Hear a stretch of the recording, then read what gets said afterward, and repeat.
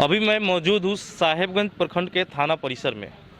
आपको पता होगा जो भी इस स्थानीय निवासी है उनको कि विगत पिछले महीने दिसंबर 2021 के 19 तारीख को संध्या कुमारी नाम की एक छात्रा अपने घर से लापता हो गई थी, जिसके उपलक्ष्य में उनके परिवार वालों ने थाना परिसर में नामजद एफआईआर दर्ज कराया था, जिसके कुछ दिन बाद ही वह अपहरण हत्या में बदल गई और उसका डेड बॉडी उसी के घर के पीछे पोखरा के पास मिला।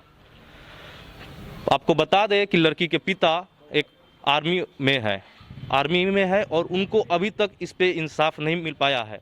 बीच में इन्होंने कैंडल मार्च निकाला था जो कि पूरे साहेबगंज में दिखाया गया था। मीडिया के द्वारा हमारा फर्ज बनता है कि इस केस को उजागर करना, क्योंकि इसमें जब तक इन्हें इंसाफ नहीं मिलता है कहीं ना कहीं काफ़ी प्रशासनिक दबाव भी दिखा जा रहा है। प्रशासन के लिए इन्होंने आज 48 घंटे का अल्टीमेटम दिया और कहा है कि अगर उचित कार्रवाई करके आप दोषी को कड़ी से कड़ी सज़ा नहीं दिलवाते हैं तो हम लोग जिला में जा कर के प्रदर्शन करेंगे। जाहिर सी बात है कि एक पिता अपने बेटी को खोने का दुख किस प्रकार से व्याख्या करे, शायद हम और आप नहीं बयान कर सकते हैं।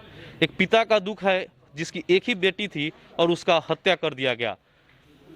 काफ़ी लोग, स्थानीय लोग हैं, उस परिवार से जुड़े हुए और उनके समर्थन में उतरे हुए हैं। आज थाना परिसर में आकर के थाना वालों को अल्टीमेटम दिया गया है। चलिए सबसे पहले हम लड़की के पिता से ही बात करते हैं, क्योंकि उनकी बातों को सुनना काफ़ी ज़रूरी है और हम अपने चैनल के माध्यम से उन व्यूवर्स को बताना चाहते हैं कि यह इंसाफ कब तक मिलेगा और इसके लिए क्या दिक्कत है। सबसे पहले देखिए, ये हैं संध्या कुमारी के पिताजी, जिनका मृत्यु हो गया था, जिनका हत्या कर दिया गया है, उन्हीं के पिताजी है। बताइए सर कि किस प्रकार से पूरी घटना घटी है।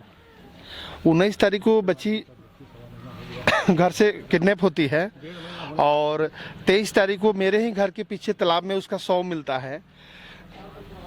जिस दिन बॉडी का शव मिलता है उस दिन वहाँ का जो जगह है पूरा छावनी में तब्दील होगा। जब जिस तरह के पुलिस का जो पुलिसिया महकमा 10 मिनट के बाद और शाम होते होते हम लोग खोजबीन करने के बाद जब नहीं पता चला, शाम होते होते हमने आवेदन दे दिया कि सर बच्ची घर से किडनैप है और यहाँ पर जो है सो कि अभी तक नहीं आई है। आवेदन देने के बाद पुलिस टीम से कोई भी व्यक्ति आपके घर पर पहुंचा था ये जांचने के लिए कि कहाँ से बच्ची किडनैप हुई है, कहाँ पे गई है, इस चीज़ के बारे में पता है कुछ? नहीं गई थी। एक भी पुलिस प्रशासन की टीम नहीं गई? हाँ, उस समय नहीं गई थी। 2-3 दिन के बाद लोग गए थे जी। आप देख सकते हैं इनका साफ साफ कहना है कि जिस दिन इन्होंने आवेदन लिख दिया था थाना में, थाना का लापरवाही दिखाई दे रहा है कि आवेदन देने के बावजूद भी एक भी टीम इनके घर पे नहीं पहुंची कि बच्ची कहां से गायब हुई है, कहां तक पहुंची है।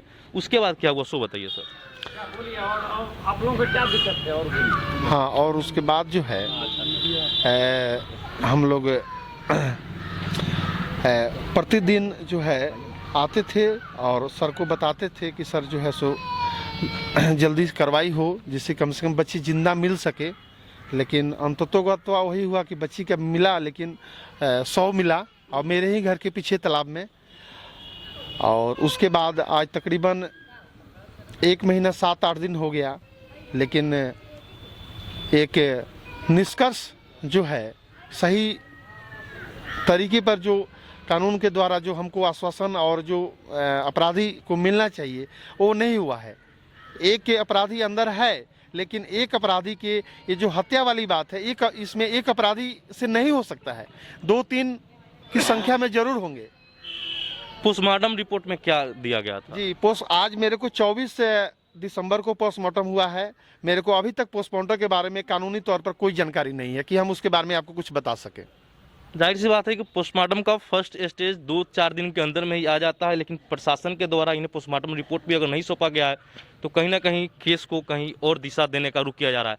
विभिन्न संगठन के लोग भी हैं जो इनके समर्थन में आ उतरे हैं। चलिए हम उनसे परिचय कराते हुए उनसे भी पूछते हैं कि इस आंदोलन को किस प्रकार से वो लोग आगे ले जाते हैं। सबसे पहले सर अपना परिचय दीजिए और बताइए कि जिस प्रकार से बच्ची का हत्या किया गया उस विषय में आप क्या कहना चाहते हैं। मैं कृष्ण मुरारी भरतिया, जिला अध्यक्ष विश्व हिंदू परिषद बजरंग दल मोदफलपुर। ये हमारे संगठन के यहाँ के साहेबगंज के अध्यक्ष चंद्रेश्वर चौहान जी और अन्य कार्यकर्तागण 19 तारीख के बाद से जब से सूचना मिली बच्ची के पिता के द्वारा, मृतक बच्ची के पिता के द्वारा, तब से लगातार हम लोग के संपर्क में हैं और यहाँ पर पुलिस से मिलकर समस्या के समाधान के लिए सबसे पहले 19 तारीख को जब बच्ची का अपहरण की आशंका हो गई और इसकी रिपोर्ट की गई और 2 सस्पेक्ट को पकड़कर थाने के हवाले किया गया और उसी समय अगर पुलिस ने तत्परता दिखाई होती 19 तारीख से ही, तो हो सकता है कि 24 तारीख को बच्ची का शव नहीं मिलता।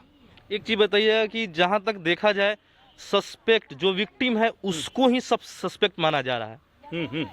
बहुत जगह सुनने में चल रहा है। तो ये सुनियोजित षड्यंत्र के अंतर्गत केस को एक अलग दिशा देने की तरफ है, और जो इसमें आरोपित हैं, जो हत्यारे हैं, उनको बचाने की साजिश के तहत ऐसा किया जा रहा है। ऐसी अफवाह फैलाई जा रही है और ऐसा जनमानस बनाने का प्रयास किया जा रहा है।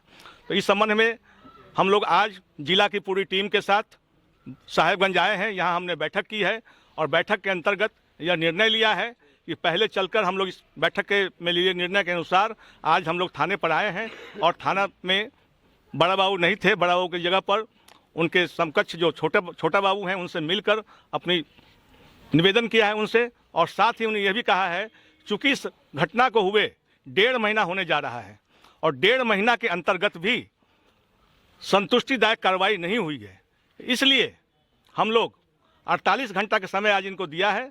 48 घंटा तक अगर कुछ भी निदान इसका नहीं मिलता है तो हम लोग फिर जिला में बैठकर बैठक करेंगे और मुजफ्फरपुर शहर को हेडक्वार्टर को बंद कराएंगे। हम लोग वहाँ प्रदर्शन होगा और वहाँ पर जिलाधिकारी, वरीय आरक्षी अधीक्षक और अन्य शीर्ष स्तर के पदाधिकारियों के सामने, जिला स्तर के पदाधिकारियों के सामने जिला विश्व हिंदू परिषद, बजरंग दल पूरे प्रखंड के साथ, पूरे जिले के कार्यकर्ताओं के साथ हजारों की संख्या में वहाँ धरना प्रदर्शन, आमरण अनशन, अन्य जो भी कार्रवाई करनी होगी वो कार्रवाई करेगा।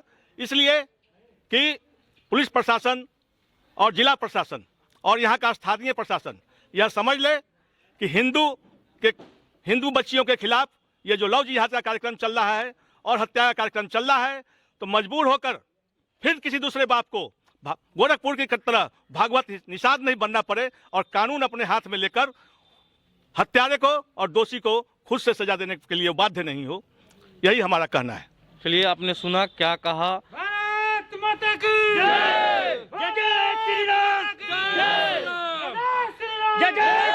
विभिन्न प्रकार के संगठन के लोग हैं विश्व हिंदू परिषद, और इन्होंने नारा लगा रहे हैं इंसाफ दो, इंसाफ दो। इंसाफ दो, इंसाफ दो। हिंदू हित का हनन हुआ तो खून बहेगा सड़कों पे। हिंदू हित का हनन हुआ तो खून बहेगा सड़कों पे। हिंदू हित का हनन हुआ तो खून बहेगा सड़कों पे। तो आप देख सकते हैं किस प्रकार से उनके परिवार वालों के साथ साथ लोगों में आक्रोश है, और वो बताना चाहते हैं पुलिस प्रशासन को कि जिस प्रकार से लापरवाही बरती जा रही है उसे कम किया जाए और उन्हें इंसाफ दिया जाए। बने रहिए हमारे साथ और देखते रहिए। धन्यवाद।